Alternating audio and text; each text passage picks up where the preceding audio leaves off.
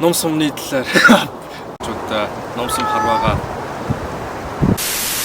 үүсэлийн нэгэн гэтээ тусдан захиалсан.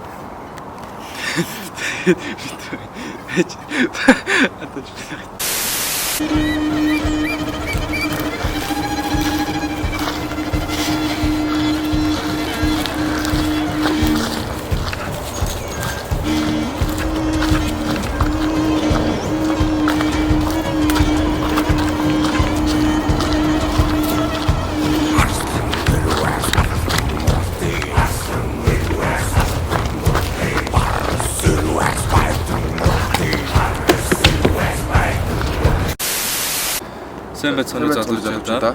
Энэ удаагийн бичлэгээрээ дахин уулзж байгаадаа баяртай байна. Энэ удаагийн бичлэгээрээ би та бүхэнд ном сум харваны талаар үзүүлэх гэж байна.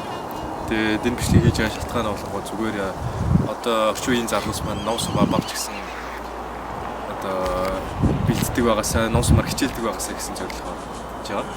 Яагаад гэвэл ялангуяа одоо цагт яг бидний үеийнхэн бол ном сумаар хичээлдэггүй, ном сумаа ер нь жоохон мартах тийшээ хандчихсан.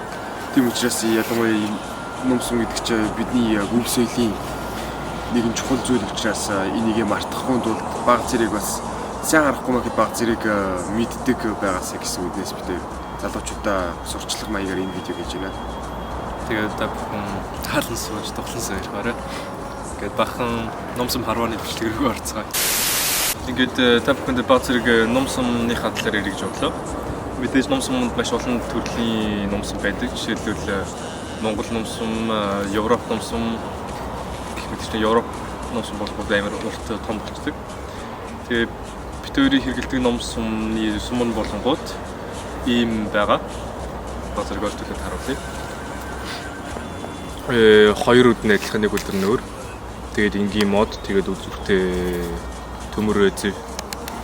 Тэгээд бид хоёр болонгууд энэ мод зэвүүд гурваа интернетээс захиалж тус-туснаа аваад тэгээд өөрсдийнх нь гараар нааж сум бэлэн болсон байгаа. Тэгээд энэхүүш номныхаа талаар ярина. Тэгэхээр номны талд бол бас бид тэр яг модон номноос янз янз номтой англи ном энтергээд англи ном энтер бол илүү том болоо явчихдаг Европод. Тэгэнгүүтээ яг Монгол ном тэгээд Аз ном, Солонгос гэж байдаг. Энэ болонгууд илүү Солонгос талдаа Аз ном байна. Тэгээд сүүлийн барьсан болонгууд Монгол ном гэж яригддаг. Монголчуудын эрдэмтдийн хэлбэрээс тийм хэлбэртэй гэж. Тийм ном байна. Тэгээд бид энийг нэтээс интернет дээрээс нэг юу захиалж авч ирсэн бас. Тэг. Гэтэ ер нь Монгол ном гингүүт илүү жижигхэн байдаг. Тэгээд ийм хэлбэртэй. Тэгээд нэг давуу талтай юм бол морин дээрээс харуулж болдог, бас газраас харуулж болдог талаараа илүү давуу талтай байдаг. Бусад юм бас тий. Тэгээд баруун зүүн дээрээ ч харуулж болдог гэсэн. Ямар нэгэн одоо яг сумаа ингэж дээр тавих юм байхгүй. Зүгээр ингэж харуулж болно. Эсвэл зүгээр энэ талтаараас харуулж. Бага нөхцөл байдал тухайн дайны нөхцөл байдлаас хамаарат баруун зүүнгөө харна гэсэн. Гэтэ эртний монголчууд бол ерөөсөө дандаа сумаа яг зүүн тал дээр эрхийн уран дээр тавьдаг байсан гэж ярьдаг юм байлээ. Тэг яг ингэж байрлуулад тэгээд эрхийн уруугаараа ингэж татчихдаг.